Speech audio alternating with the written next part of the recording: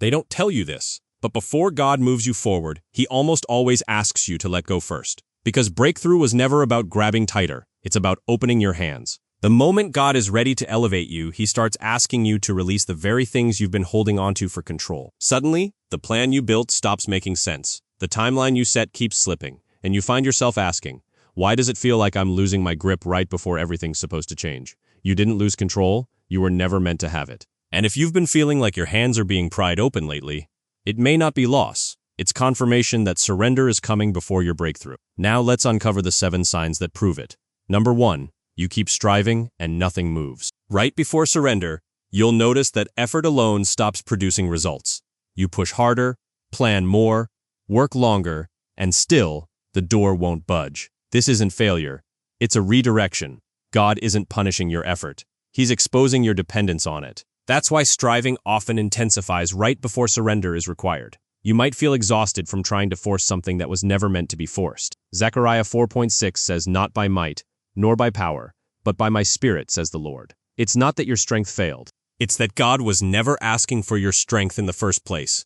When striving stops working, it's not a sign to push harder, it's a sign to open your hands. Number 2, God removes your sense of control. Before God moves you into breakthrough, He often dismantles the illusion that you were ever steering the ship. Plans fall through without explanation, timelines shift without warning, and certainty you once had starts to disappear.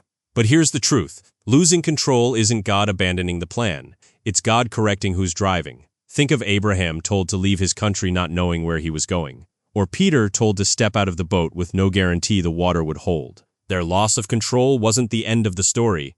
It was the beginning of trust. When breakthrough is near, God loosens your grip on the outcome so He can tighten your grip on Him. He's not taking away your future. He's taking away your need to manage it. Number 3, a deep weariness with your own plans. Right before surrender, you'll feel tired in a way rest can't fix. Not physically tired, but tired of carrying a plan that was never sustainable to begin with. This is not defeat, this is invitation. Jacob wrestled all night at the brook Jabbok, and it wasn't until he was wounded and worn out that he finally stopped fighting and asked for the blessing. Sometimes God lets you exhaust your own strength on purpose. The enemy wants you to see this weariness as a sign you're falling behind. Matthew 11:28 says, "Come to me, all who labor and are heavy laden, and I will give you rest." That weariness isn't proof you're failing. It's proof you're finally close to letting go. The more tired you get of your own way, the closer you are to His. Number 4, everything you're holding tightly starts slipping.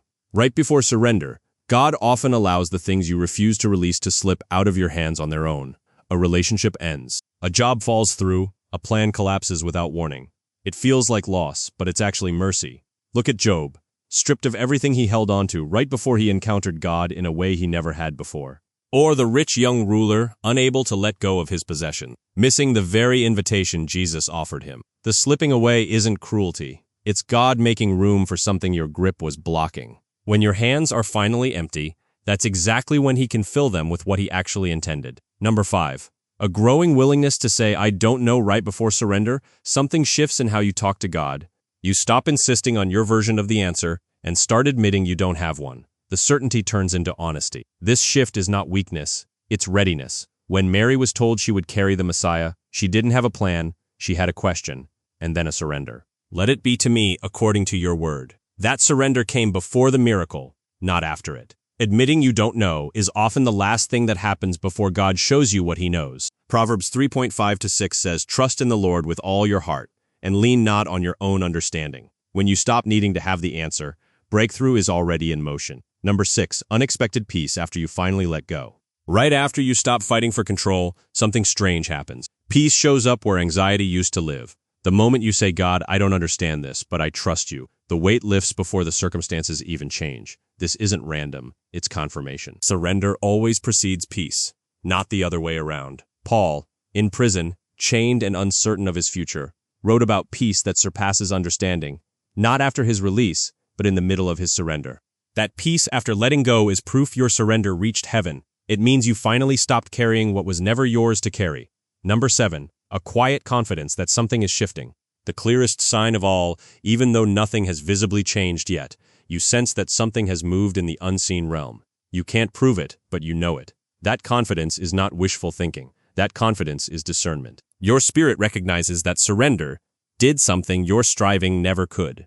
Isaiah 40.31 says, "Those who wait on the Lord shall renew their strength." That quiet confidence after surrender is one of the strongest signs breakthrough is near, because it doesn't come from your circumstances.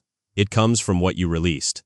If these signs are showing up in your life, it's not random. You're not losing, you're letting go, and letting go is what makes room for breakthrough. Every open hand, every unanswered question, every moment of surrender, it's all part of the setup for what God is about to release. So don't grip tighter in the waiting. Let go. Stay open. Stay honest, stay surrendered, and stay ready.